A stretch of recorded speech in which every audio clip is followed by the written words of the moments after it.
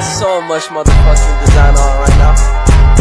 Break it down, bring it back, make it clap. I got 3 old thoughts on the block, wear that thing, bitches on my line, you know.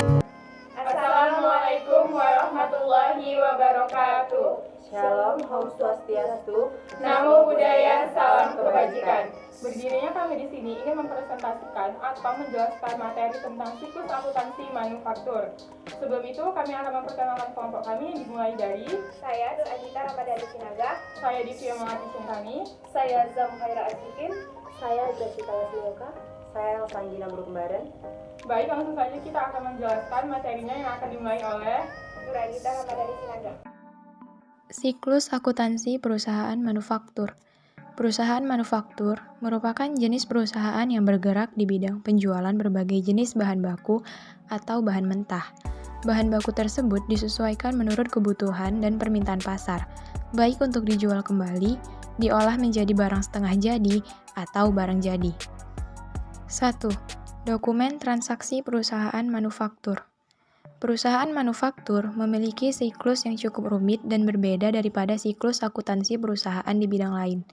Proses pencatatan keuangan pada perusahaan manufaktur memiliki berbagai persyaratan tertentu. Aspek penting pencatatan transaksi keuangan perusahaan manufaktur adalah menggunakan metode akrual. Salah satu tahap dalam siklus akuntansi perusahaan manufaktur adalah penerimaan dokumen transaksi. Siklus awal ini merupakan tahap di mana pengumpulan bukti-bukti transaksi keuangan diberikan pada pihak akuntansi agar nantinya bisa diolah sebagai sumber data pencatatan transaksi. Berbagai bentuk dokumen transaksi yang bisa diberikan pada pihak akuntansi, contohnya seperti nota, purchase order atau PO, purchase requisition atau PR, dan lain sebagainya. Tujuan pencatatan transaksi keuangan yaitu yang pertama, sebagai sumber informasi terkait dana perusahaan. Kedua, sebagai sumber informasi terkait perubahan keuntungan pada dana perusahaan.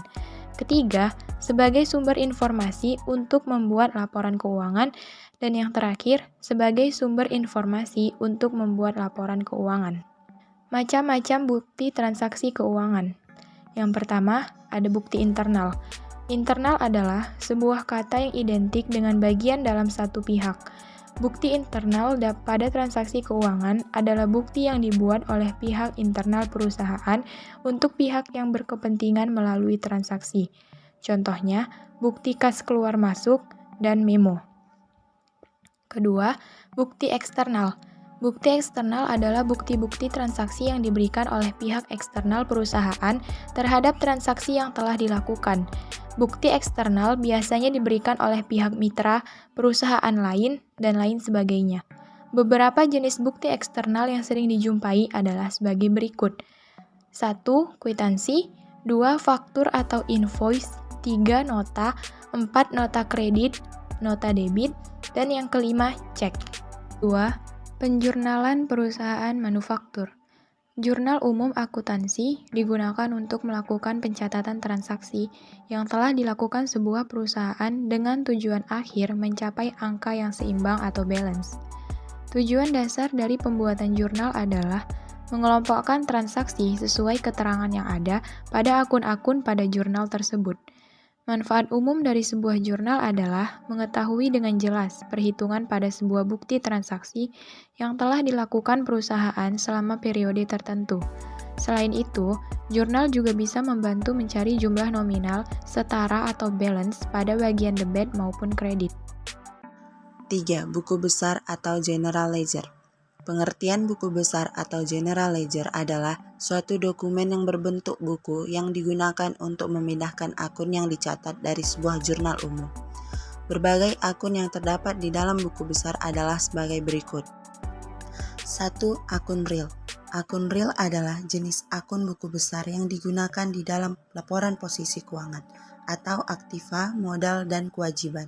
Yang kedua, akun nominal. Akun nominal adalah jenis akun yang ada pada laporan laba rugi termasuk pendapatan dan juga beban.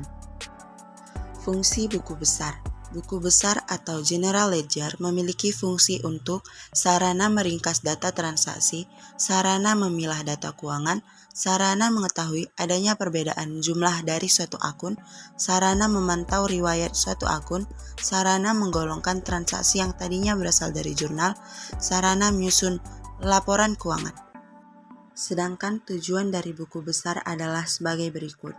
Melakukan pencatatan transaksi keuangan perusahaan manufaktur sebaik dan seefektif mungkin, melakukan penjumlahan atau pengurangan yang disesuaikan dengan riwayat transaksi, menyediakan informasi berdasarkan riwayat akun, melakukan validasi jumlah akun, menyediakan informasi laporan keuangan yang dapat dipertanggungjawabkan berdasarkan periode transaksi tertentu. 4. Neraca saldo. Neraca saldo adalah jenis laporan keuangan yang sengaja dibuat untuk memeriksa apakah ada perbedaan dari saldo yang ada pada sisi debit maupun kredit. Memang bentuk dari neraca saldo ini tidak serumit maupun selengkap laporan keuangan lain, sehingga data-datanya lebih mudah dipahami. Ada 3 jenis neraca saldo, yaitu neraca saldo yang belum disesuaikan, neraca saldo setelah penyesuaian, serta neraca saldo penutup. Jurnal penyesuaian. Jurnal penyesuaian adalah jenis jurnal yang digunakan untuk membuat catatan terhadap perubahan saldo yang ada pada dalam akun sebagai akibat transaksi suatu perusahaan. Jurnal yang satu ini digunakan untuk menetapkan saldo catatan akun pada General Ledger setiap akhir periode transaksi. Jurnal penyesuaian juga digunakan untuk menghitung pendapatan serta beban pada akun transaksi perusahaan. Secara umum, pencatatan jenis jurnal yang satu ini dilakukan setelah neraca saldo dibereskan oleh pihak akuntansi. Jurnal penyesuaian mengatur keseimbangan untuk semua jenis akun agar nantinya lebih sesuai di akhir periode, sehingga tidak ada kesengajaan antara satu akun dengan satu akun lainnya. Neraca saldo setelah penyesuaian. Jenis neraca yang satu ini merupakan jenis neraca setelah dilakukan evaluasi pada jurnal penyesuaian. Karena neraca saldo perusahaan manufaktur menggunakan basis akrual yang harus dilakukan penyesuaian untuk memangkas perbedaan saldo. Nantinya hasil saldo pada neraca saldo setelah penyesuaian bisa lebih valid. Pembahasan mengenai cara pembuatan neraca juga bisa Grametz temu pada buku Siklus Akuntansi 1 Kerja Perangkat Daerah (SKPD) yang juga membahas mengenai laporan operasional, laporan perubahan ekuitas, dan masih banyak lagi. 7. Membuat laporan keuangan. Yang pertama, menyusun neraca saldo yang didapatkan dari buku besar. Yang kedua, melakukan penyesuaian pada jurnal penyesuaian. Yang ketiga, menyusun worksheet atau yang biasa disebut dengan neraca lajur. Yang keempat, menyusun laporan laba rugi serta laporan perubahan modal atau jenis laporan yang lainnya jika dibutuhkan. Yang kelima, menyesuaikan rekening-rekening serta menutup rekening tersebut. Dan yang keenam, menyusun neraca saldo setelah penutupan. 8. Neraca saldo setelah penyesuaian. Setelah jurnal penyesuaian dibuat, maka bisa dimasukkan ke dalam neraca saldo untuk mendapatkan nilai keseimbangan antara debit dan kredit. Proses tersebut adalah neraca saldo setelah penyesuaian. Ini merupakan proses penting di dalam pembuatan laporan keuangan perusahaan. 9. Jurnal penutup. Jurnal penutup adalah jenis jurnal yang disusun pada akhir periode akuntansi. Jurnal yang satu ini dipergunakan untuk mengirimkan saldo dari akun yang masih bersifat sementara ke akun yang bersifat permanen. Dalam proses pembuatannya, dilakukan langkah penutupan agar bisa mencapai saldo 0 dan tidak dibawa ke periode pencatatan selanjutnya. Saldo pada rekening akhir tersebut nantinya akan dibawa pada rekening permanen dan berfungsi sebagai penunjuk status keuangan lama perusahaan. Pada saat menyusun jurnal penutup, terdapat ringkasan pendapatan yang nantinya akan berguna untuk mencatat laporan keuangan pada periode yang akan datang. 10. Jurnal pembalik. Jurnal pembalik merupakan jenis laporan keuangan yang keberadaannya cukup opsional karena sebenarnya bisa digunakan dan jika tidak digunakan tidak akan berpengaruh terhadap laporan transaksi keuangan perusahaan. Seperti namanya, jurnal pembalik berfungsi untuk membalik jurnal penyelesaian yang bisa menimbulkan akun neraca lain. Akibat jika tidak ada jurnal pembalik adalah munculnya reverse entry atau akun ganda. Berbagai fungsi dari jurnal pembalik adalah sebagai berikut. Yang pertama, mempermudah proses pembuatan laporan keuangan pada periode transaksi yang baru. Yang kedua, melakukan penyederhanaan penyusunan jurnal pada periode transaksi yang akan datang.